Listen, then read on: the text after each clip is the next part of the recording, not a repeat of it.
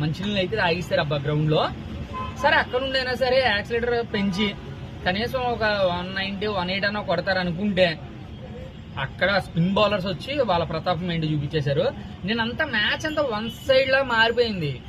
Second batting వచ్చిన ముంబై రోహిత్ శర్మ అద్భుతమైన షాట్లతో match ని కొంచెం ఈజీ చేశాడు. విజయ్ జాక్సన్ కొట్టేసాడు.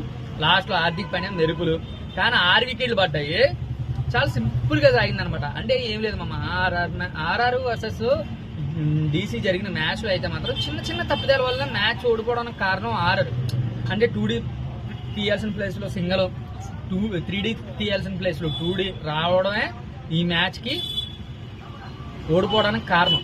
అది కాకుండా క్రికెట్ లో ఎప్పుడు ఎక్కడ ఏదైనా జరగచ్చు అప్ప, ఏదైనా జరగచ్చు. ఒక రన్ లో అన్న ఆల్అౌట్ అయిపోవచ్చు, లేదంటే ఒక రన్ తేడాతోనే సరే గెలవచ్చు. దట్ ఈస్ ద క్రికెట్ అబ్బా. క్రికెట్ లవర్స్ అయితే మాత్రం ఈ వీడియోని అందరూ చూసి లైక్ చేసి కామెంట్ చేసి షేర్ చేసేయండి. ఓకే.